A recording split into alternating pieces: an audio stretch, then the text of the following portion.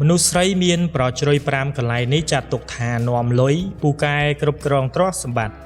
តាមជំនឿចាស់ពីដើមតែងជឿថារាល់ទីតាំងប្រជ្រយនៅលើរាងកាយរបស់មនុស្សម្នាក់នឹងប៉ះពាល់ដល់ជោគវាសនាឬសំណាងរបស់មនុស្សម្នាក់នោះមនុស្សជាច្រើនបារម្ភថាប្រជ្រយនៅលើផ្ទៃមុខនឹងធ្វើឲ្យខូចបុគ្គលិកលក្ខណៈរបស់ពួកគេប៉ុន្តែប្រជ្រយនៅតំបន់ខ្លះអាចជាសញ្ញាល្អឬទាក់ទិននឹងទ្រព្យសម្បត្តិលុយកាក់ជាពិសេសបើស្ត្រីមានប្រជ្រយ3កន្លែងនេះនៅលើដងខ្លួនជឿថាអ្នកនឹងទទួលបានលាភសំណាងល្អមុននឹងបន្តទស្សនាសូមបងប្អូនជួយចុច like ចុច subscribe Channel Admin ម្នាក់មួយផងណាទី1ប្រជ្រយជុំវិញត្រចៀក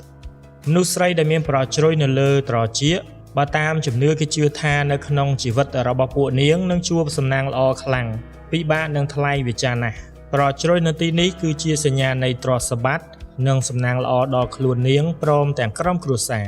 ទោះបីជាវាស្ថិតនៅក្នុងទីតាំងដែលពិបាកមើលក៏ដោយប៉ុន្តែវាក៏នឹងបន្ថែមភាពទាក់ទាញដល់ស្ត្រីឲ្យទាក់ចិត្តពីមនុស្សភេទផ្ទុយដែរទី2ប្រជ្រយនៅលើថ្ពាល់ថ្ពាល់គឺជានិមិត្តរូបនៃអំណាចនិងទ្រព្យសម្បត្តិនៅលើមុខប្រសិនបើមនុស្សស្រីណាក៏ដោយដែលមានប្រជ្រយនៅលើថ្ពាល់វាត្រូវបានគេជឿថាអត្រាជោគជ័យក្នុងអាជីពរបស់មនុស្សម្នាក់នោះនឹងខ្ពស់ត្រដែតខ្លាំងជាពិសេសរាល់អាជីពដែលពួកនាងបានរើសតែងតែទទួលបានផលជាវិជ្ជមានទោះបីជាមានឧបសគ្គខ្លាំងប៉ុណ្ណាក៏អាចដោះស្រាយបានយ៉ាងធូររលុងទី3ប្រជ្រយនៅលើផ្ចិតប្រជ្រយនៅផ្ចិតត្រូវបានគេជឿថានាំមកនូវលាភសំណាងនិងសុភមង្គលជាពិសេសមានជីវិតថេរទាំងការងារនិងរឿងផ្ទាល់ខ្លួនជារឿយពួកគេនឹងជោគជ័យក្នុងការងារមិនថារាល់ការងារសម្រាប់ចិត្តបែបណាទេឯបញ្ហាលុយកាក់ក៏ពុំសូវជាចោទខ្លាំងសម្រាប់មនុស្សស្រីដែលមានប្រជ្រយនៅលើផ្ចិតទី4ប្រជ្រយនៅលើបាតដៃប្រជ្រយនៅលើបាតដៃជាពិសេសបាតដៃខាងស្ដាំ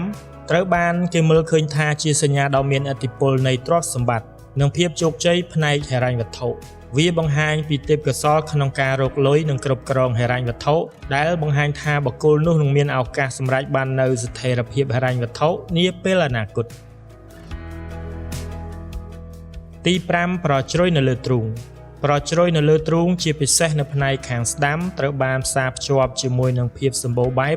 នៃសម្ភារៈនិងការពេញចិត្តខាងផ្លូវចិត្តវាបង្ហាញពីជីវិតដែលពោរពេញទៅដោយការលួងលោមនិងការគាំទ្រពីមនុស្សជាទីស្រឡាញ់ជាពិសេសមនុស្សស្រីបែបនេះក៏ពូកែរកលុយចូលផ្ទះនិងគ្រប់គ្រងបានយ៉ាងល្អិតល្អន់ផងដែរ